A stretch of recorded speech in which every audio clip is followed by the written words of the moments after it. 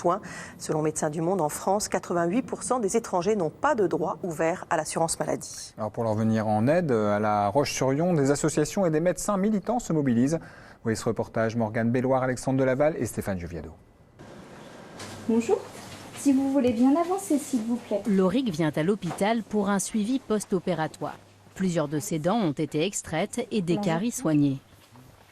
Grâce à l'aide médicale d'État destinée aux personnes en situation irrégulière, cette consultation est gratuite. Aurélie, Parfait. infirmière de l'association Passerelle sur le pôle demandeur d'asile. D'accord, bon, vous pouvez vous asseoir.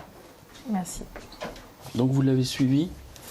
Oui. Un peu en post-op, il n'a pas eu trop de douleur. Installez-vous bien. Il a quand même été pas mal douloureux. Au début? Ouais, au début. Bon, ça c'est un peu normal. Ça s'est calmé. Allez-y, ouvrez bien. Ça fait mal là? Un petit peu quand ça tire. Ça fait mal là? Ouais. D'accord. Suivi par l'association Passerelle, Lauric est accompagné d'Aurélie, infirmière dédiée aux soins des migrants. Car malgré l'aide médicale d'État, de nombreux étrangers sans papier renoncent aux soins, freinés notamment par leur mauvaise maîtrise du français. Bon, il n'y a pas de problème. Il continue à fumer? Il diminue? Oui, il en fume moins, ça c'est sûr. D'accord. D'accord. D'accord. Ok. Bon, ce qui serait pas mal, c'est d'arrêter. Et puis essayer de bien faire suivre au niveau dentaire. Ce matin-là, faute de moyens, l'association n'a pas pu payer d'interprète pour permettre un vrai dialogue entre le médecin et son patient. Donc, on va pouvoir aller s'asseoir ici. Cette barrière de la langue peut être un frein dans une prise en charge médicale si effectivement on ne fait pas appel à de traducteurs. Par exemple, une douleur cardiaque, si on ne dit pas le mot oppressement ou autre chose, on ne va pas pouvoir distinguer si c'est une douleur cardiaque, si mon trop là, ou si juste une douleur au niveau d'une oppression des poumons. Enfin, il y a besoin de mots précis pour pouvoir diagnostiquer des choses, oui.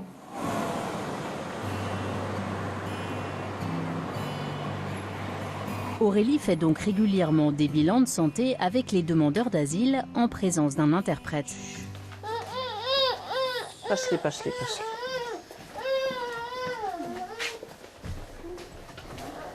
Allez-y.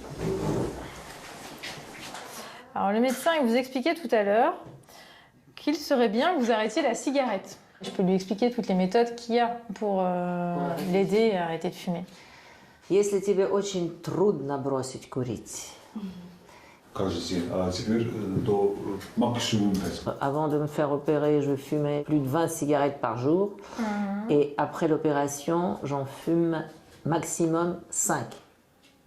Ah, ça change du nombre de tout à l'heure. Tout à l'heure, c'était 2-3.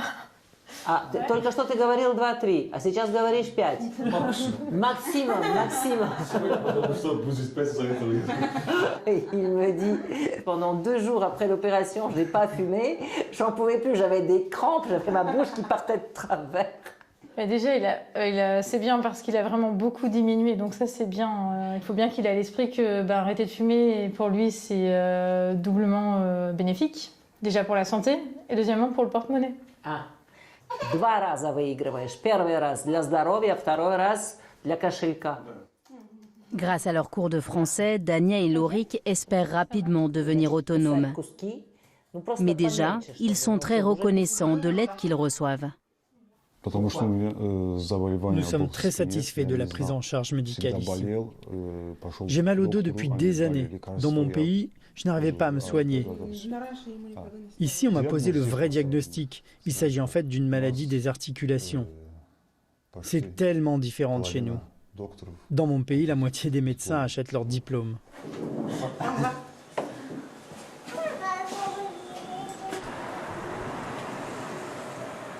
Je vais t'expliquer un petit peu.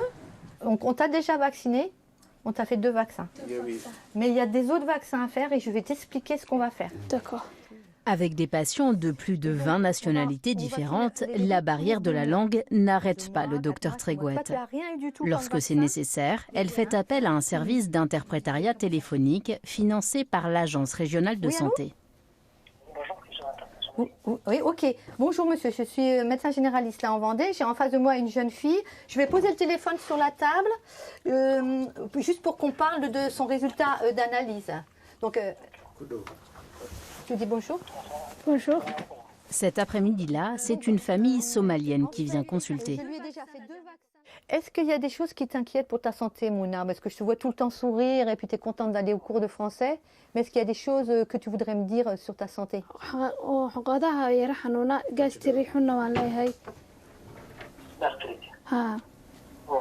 fait, elle a des problèmes au niveau des ganglions. Oui. Oui. Et donc, elle a aussi la gastrite. Elle a mal à l'estomac, c'est ça? Oui. Tu as mal où? Tu peux me montrer où est-ce que tu as mal, Mouna? D'accord, ok, d'accord. On va dire qu'elle crache du sang lorsqu'elle a trop mal. Le rôle de l'interprète, il est capital. Transmettre la plainte, transmettre les explications, s'assurer de la bonne compréhension, permettre la libération de la parole, rassurer, soutenir, tout ça. Hop, un petit coup de tension. Entendre sa langue maternelle permet de diminuer les angoisses liées à la maladie. Cela favorise aussi le lien de confiance entre le médecin et son patient. Par exemple, on vaccine un bébé. Qu'est-ce qu'on injecte dans mon enfant? Est-ce que ce ne serait pas du poison? Quelle idée d'imaginer qu'on peut injecter du poison dans son enfant. En même temps, quand c'est des gens qui viennent de pays où il y a eu des choses atroces sur les nouveau-nés, c'est pas impossible. Quand on a été tellement traumatisé, on a peur de tout. Donc on a peur aussi du vaccin. Donc la langue, ça permet aussi de faire l'adhésion aux soins. Tu parles un petit peu anglais en plus, hein, Mouna? Oui. On finit en anglais? Parce que là, c'est fini l'interprète. Tu prends tes médicaments tous les jours. Je t'en donne un autre pour tes douleurs à l'estomac. J'aimerais parler toutes les langues du monde. J'aimerais parler somali, mais ça rentre par une oreille et ça ressort par l'autre.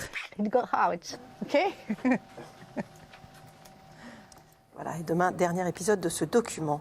Un appel à témoins, Régis. Vous êtes travailleur de nuit et vos horaires décalés perturbent votre sommeil. Votre témoignage nous intéresse. Pour ça, rien de plus simple, 01 58 88 85 21. Et vous ne bougez pas dans quelques instants, le docteur. On va répondre à vos questions sur le cancer du rein avec le docteur Laurence Albigès, qui est oncologue médical. Bonjour. Bonjour. Pour témoigner, Sylvie Leblay. Bonjour Sylvie. Bonjour. Vous allez nous raconter votre histoire qui est un peu particulière parce qu'en plus, vous n'aviez qu'un rein à la naissance. Donc, cancer du rein sur un seul rein, c'est quand même une histoire très spéciale. Et double spécialité, c'est que vous êtes une femme et qu'on va commencer par dire qu'il y a plus d'hommes qui sont touchés par le cancer du rein. Comment on l'explique ça? Alors c'est exact, il y a probablement des facteurs génétiques. Il faut aussi savoir qu'il y a des facteurs de risque qui sont liés au mode de vie, en particulier tabagisme, surpoids, hypertension, qui parfois peuvent aussi toucher plus les hommes. Ça veut dire qu'avec le tabagisme, il y aura plus de femmes touchées par le cancer du rein dans les années à venir? Probablement. Il y a également des facteurs génétiques, mais oui. Eh bien, vous ne bougez pas. On répond tout de suite à toutes vos questions et on écoutera Sylvie. À tout de suite.